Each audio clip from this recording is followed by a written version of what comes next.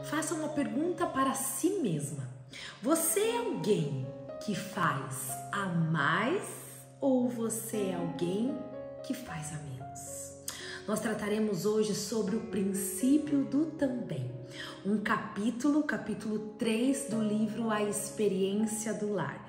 Com certeza você já ouviu falar da autora Debbie Tyros e é uma autora que tem transbordado daquilo que o Senhor colocou para ela pelos 4 cantos da terra. Salmos 1, versículo 2 e 3 fala o seguinte: pelo contrário, tem prazer na lei do Senhor e nela medita de dia e de noite. Ele é como árvore plantada às margens do rio, que dá o seu fruto no tempo certo, suas folhas nunca murcham e ele prospera em tudo o que faz. Com certeza, todas nós queremos prosperar em tudo que nós fazemos. Queremos prosperar dentro da nossa casa, com os nossos relacionamentos, no nosso trabalho, nos nossos sonhos, nos nossos negócios, em tudo. Só que qual tem sido a minha e a sua conduta diante de tudo aquilo que o Senhor tem colocado diante de nós? O princípio do também, ele edificará o seu caráter a ponto de torná-la alguém que faz a mais. E quando nós fazemos a mais, nós experimentamos o extraordinário que Deus deseja que eu e você vivamos. Ela fala o seguinte: prosperará em tudo que fizer e dará exemplo aos seus filhos de uma forma que garantirá a prosperidade para eles também. Será que aqueles que vivem em nossa casa têm uma mente de alguém que faz a menos ou aquele que faz a mais? Aquele que faz a menos, aquele que faz somente aquilo que lhe foi confiado, né? O mínimo de que foi confiado, nós podemos chamá-lo de medíocre. Aquele que está na média, aquele que faz somente o que lhe é pedido. Mas se nós somos aquelas que fazem a mais, talvez você se fale assim para você: poxa, Joana, eu não sou alguém que faz a mais.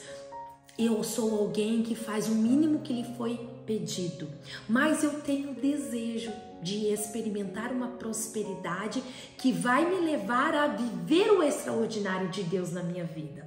A palavra fala que no capítulo 43, o livro, na página 43, ela vai falar o seguinte: se você tem uma atitude de fazer a mais, ver além dos seus deveres, também faz algo para outra pessoa. Então, quando você fica pronta alguns minutos antes, você pensa: poxa, eu tenho 10 minutos, eu posso de repente levar o lixo para fora de casa, eu posso começar a arrumar a mesa.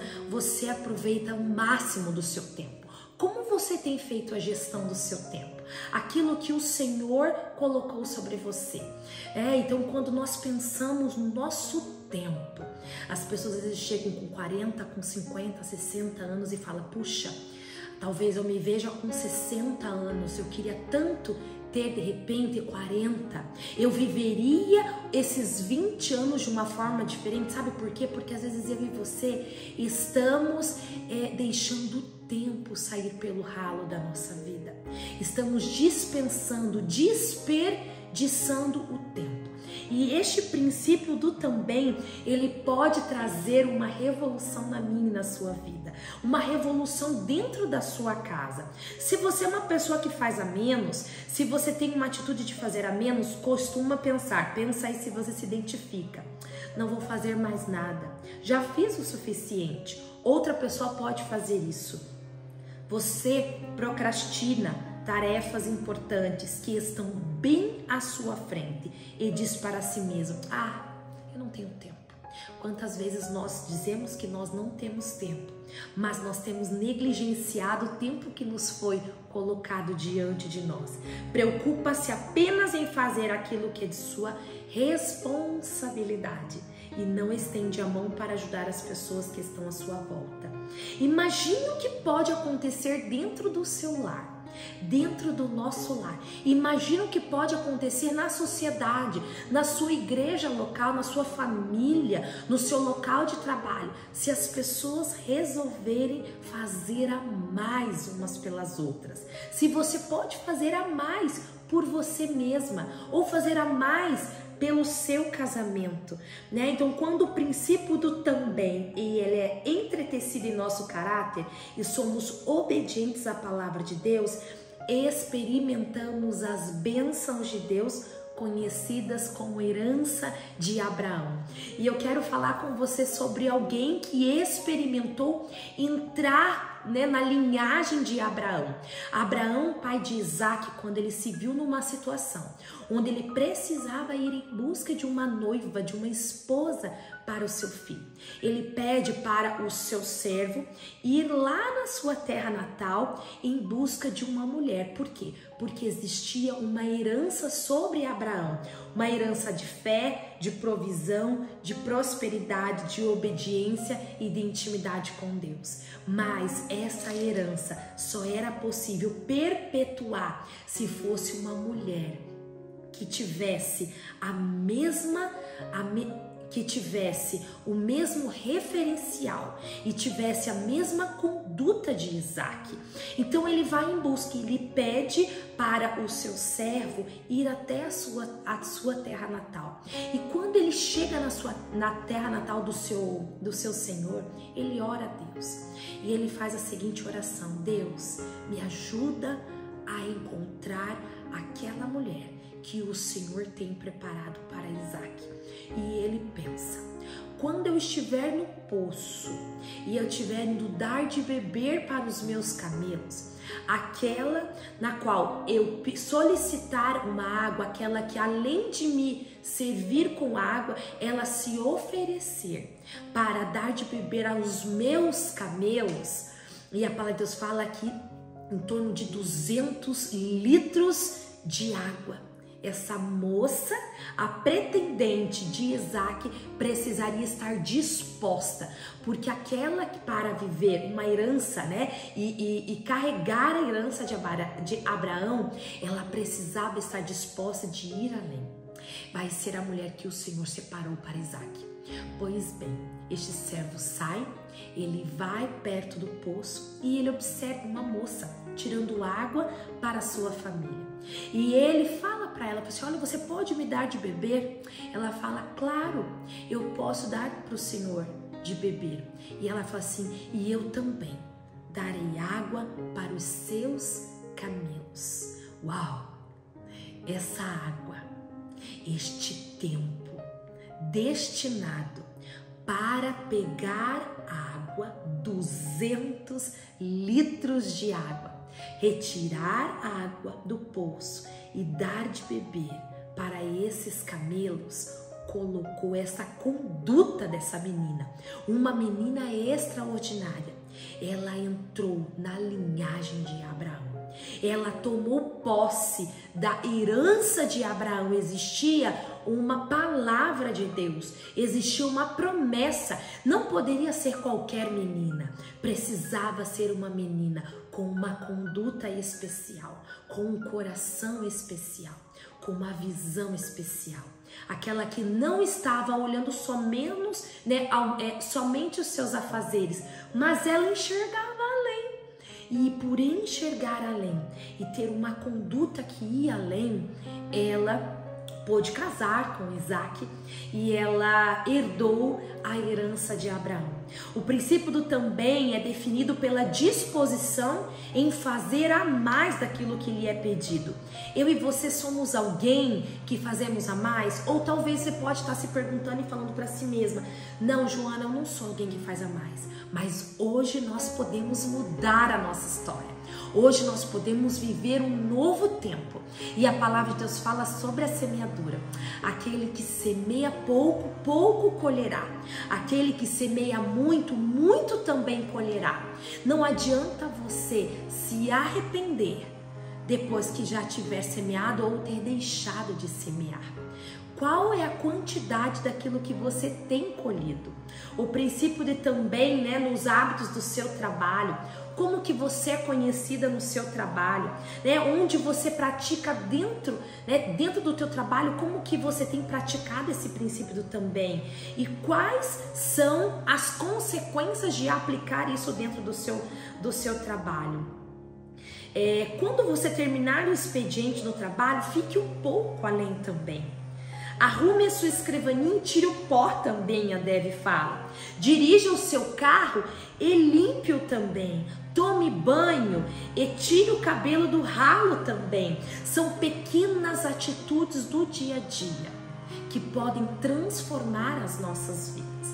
Onde nós podemos praticar o princípio do também dentro do nosso lar? Talvez nós levantamos muros, mas como eu posso levantar pontes para que me conecte com aqueles que eu mais amo?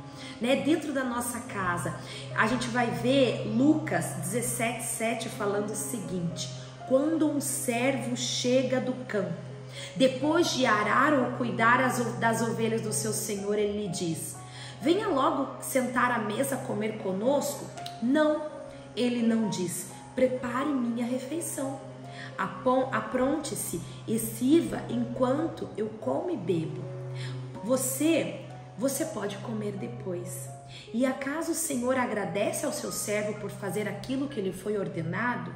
Da mesma forma, quando vocês obedecem, devem dizer: somos servos inúteis, apenas cumprimos o nosso dever.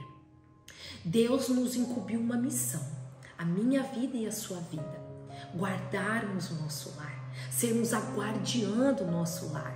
Nós prestaremos conta sobre o destino da minha família, sobre a harmonia, sobre a minha casa.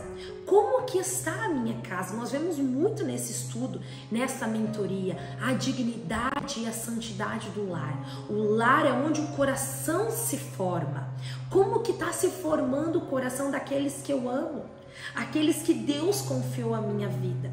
Como que está o meu esposo, como que estão os meus filhos, como estão aqueles que estão à minha volta. Ou às vezes eu estou olhando assim, não, cada um responderá por si. Mas a Bíblia fala que a mulher sábia, ela edifica o seu lar. Nós somos as construtoras, sim. Talvez você aceite isso muito bem, ou talvez você tenha uma resistência. Mas veja pelo lado bom.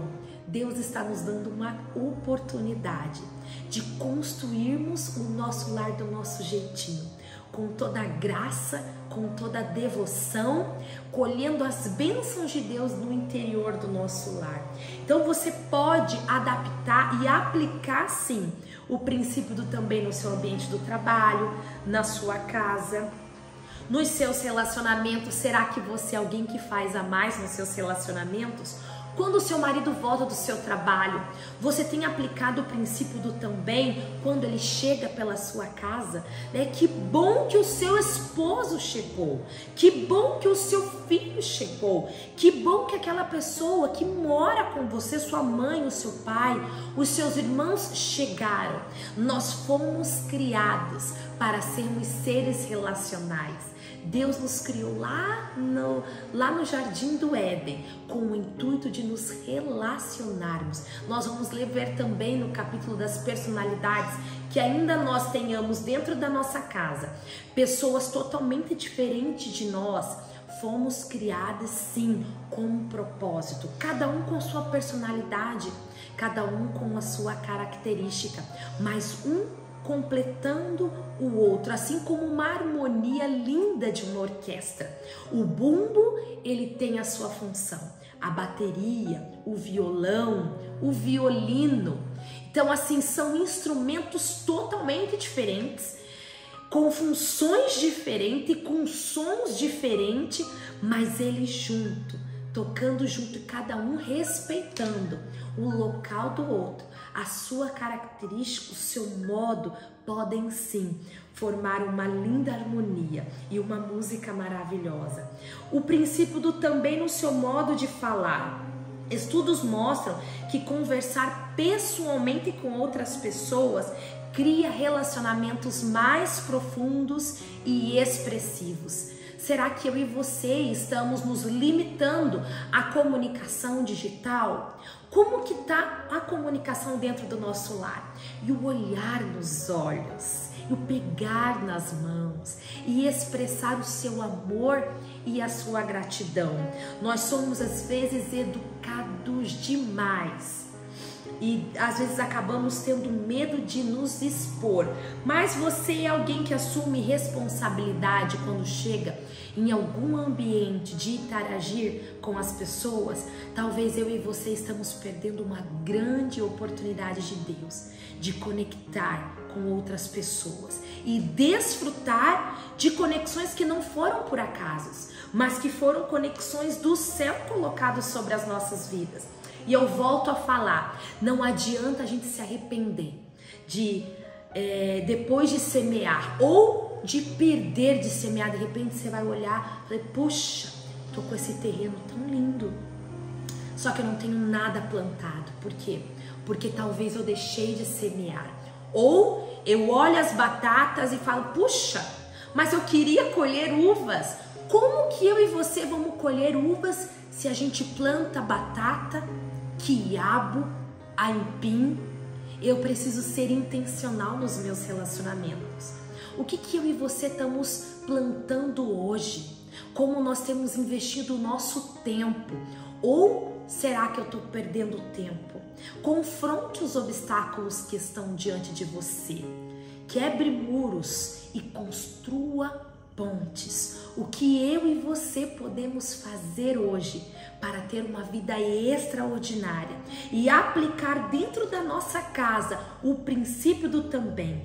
Eu queria fechar com você uma palavra de Deus que está lá em Provérbios 20, versículo 4. Quem tem preguiça de arar a terra na época certa, não terá comida no tempo da colheita. Talvez hoje você esteja reclamando a falta de algo que você deixou de plantar um tempo atrás. A Bíblia também fala que as misericórdias do Senhor, elas se renovam a cada manhã. Então a cada manhã Ele nos dá uma chance de vivermos o novo, de escrevermos uma nova história. Que eu e você possamos ser intencionais no nosso relacionamento. Não sermos encontradas como mulheres preguiçosas, mas corajosas e trabalhadeiras. Em nome de Jesus, que essa palavra possa transformar a sua vida, como ela transformou a vida e tem transformado de muitas mulheres. Que Deus te abençoe em nome de Jesus.